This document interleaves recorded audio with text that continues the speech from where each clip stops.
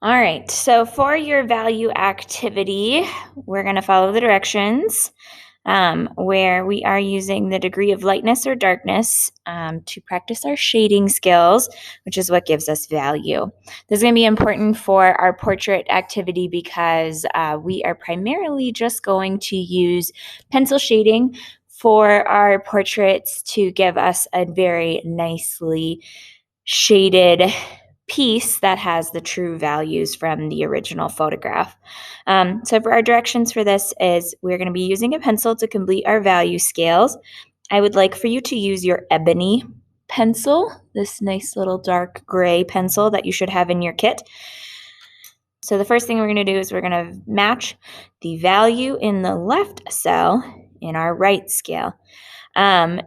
You want to make these nice and blended and solid. Don't just color in like a little scribble.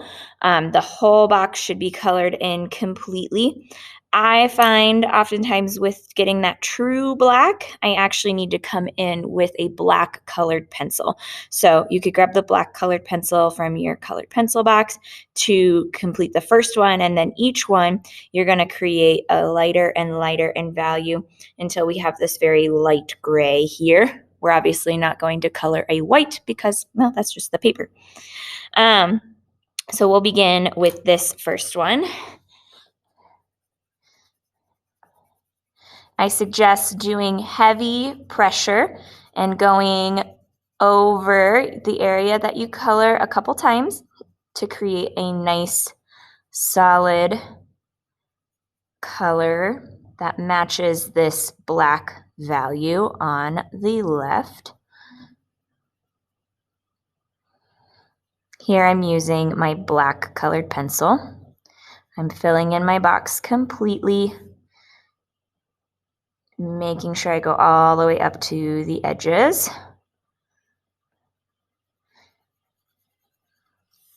And again, going over the whole thing several times to make sure that it's completely covered.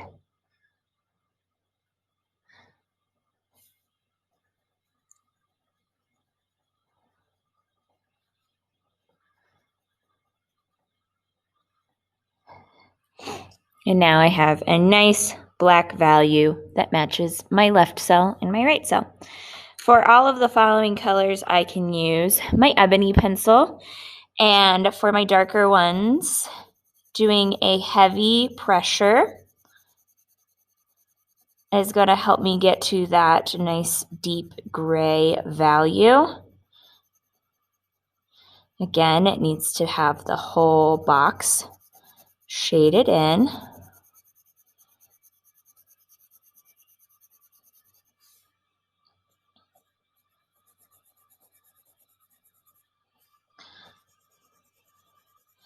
I'm going over mine in a second direction to make sure that I get it fully colored in, fully matching that tone.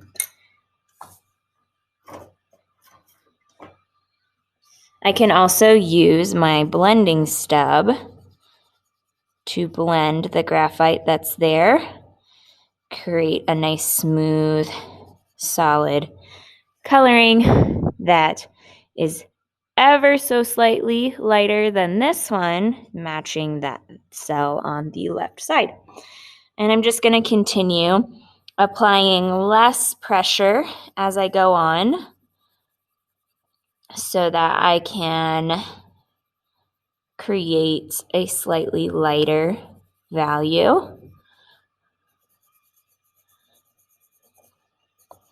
Layering to get the value deep enough to match the cell on the left. Use my blending stub to smooth out.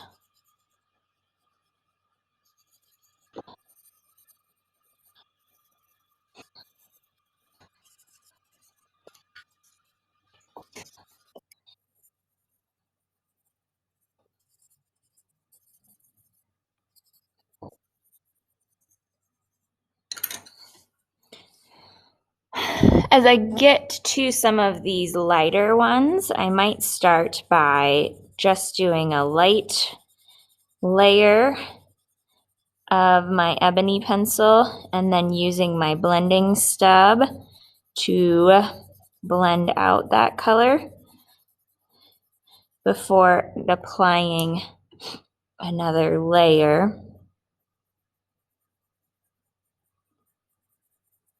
It's important when you're going for these lighter colors to make sure you don't apply too much pressure on the pencil so that when you do try and blend them out with your blending stub, you can actually erase those lines. I like to go in a circle sometimes if I notice that my lines are still showing.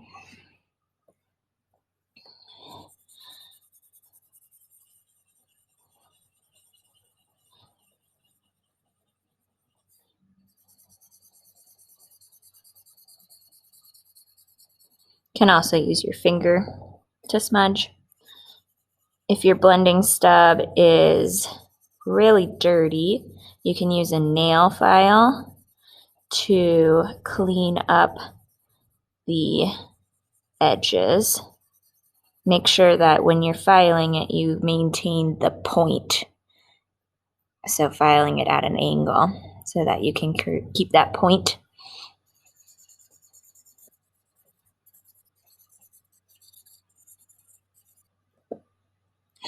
And once you get them all done, you might look back to see if you think any are the same color. Like I feel like these two look very similar, so I want to darken this one a little bit.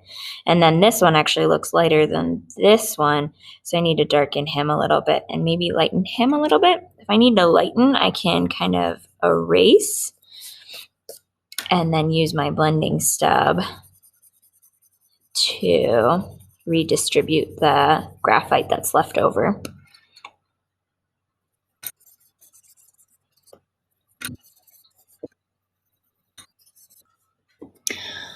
So once you have your value scale done, the next thing is to complete the shading on this ball. So you've given an example down here. So once you've finished your value scale, then you're going to create the shading on this sphere.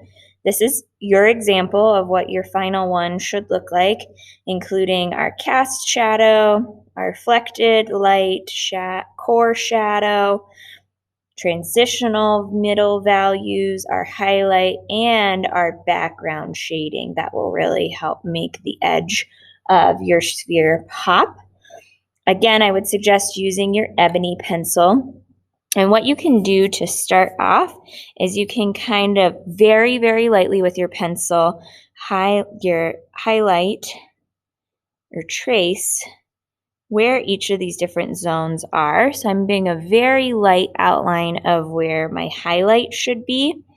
And then as it transitions out, it's going to mimic this circular shape here as I go around.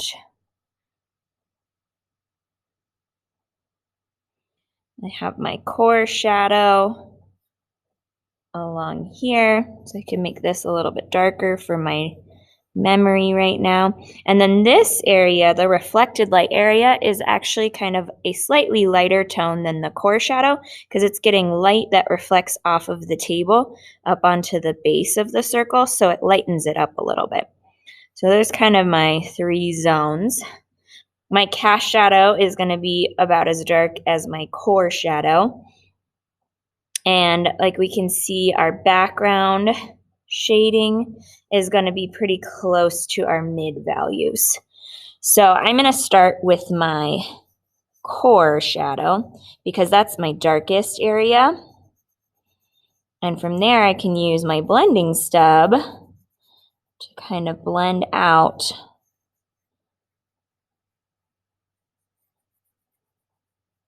I'm getting a lot of pressure in here to create this nice and dark. I wouldn't suggest using the black color pencil on this activity, just on this part of the activity, just because it doesn't blend with the blending stub. And we're going to use the blending stub to blend out.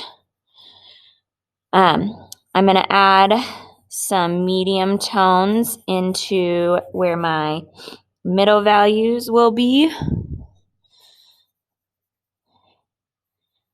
And see how they curve up over here? We don't just make a parenthesis on here. We're kind of following this circle shape.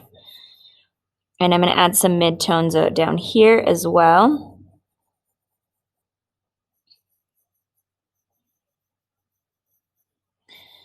And now I'm going to use my blending stub to blend that transition between those two to kind of soften the hard edge between.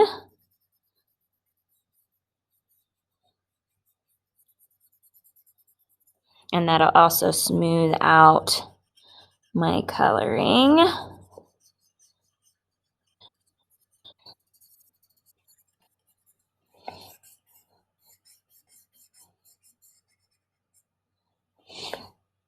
And I'm going to continue my blending out onto an area where I didn't have any graphite laid down. I'm just using the graphite that's left over on my blending stub to kind of create those lighter mid values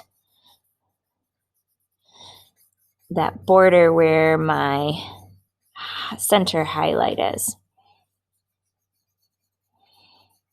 The goal of this is to create a nice transition from dark to light and not have very evident chunk, chunk, chunk. Now mine still has chunk, chunk, chunk. So what I need to do now, after I've done my first layer of blending out, is go through with my ebony pencil and start to apply a little bit more pressure and lighten as I come out so that I kind of soften that transition on both sides.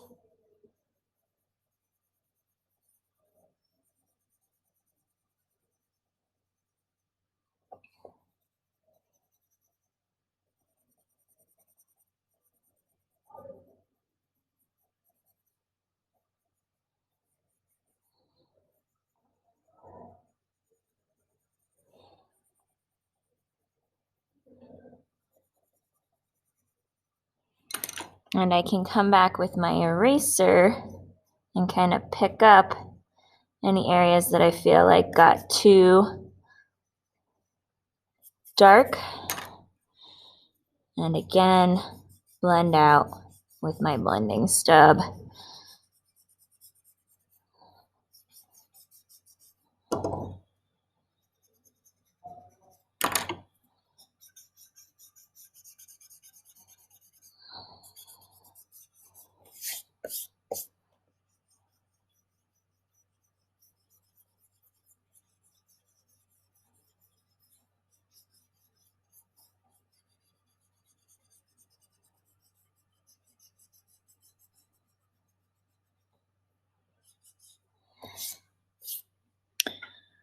Once I have my sphere done, I can go and do my cast shadow. He's a bit simpler. He's just going to be that kind of dark value from our core shadow.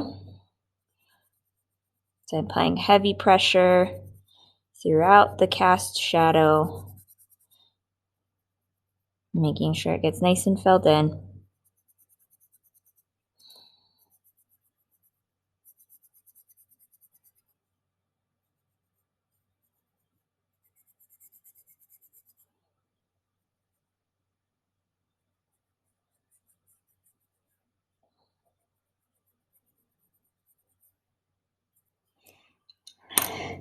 And if I want, I can take my blending stub to just kind of blend everything out.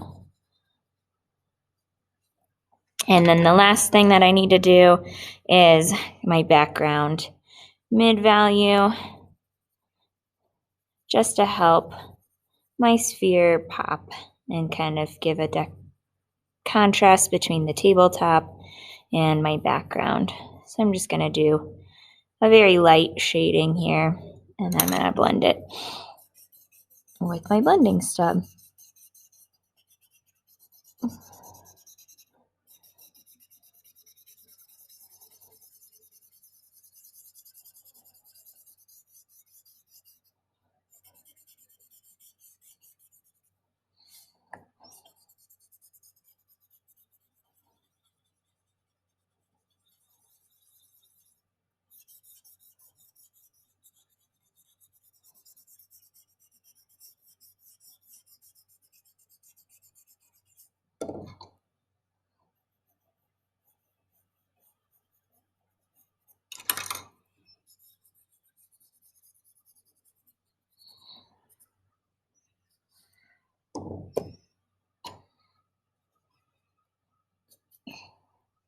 My last step, I'm just kind of touching up my inner part of my circle, making sure my highlight stays nice and white.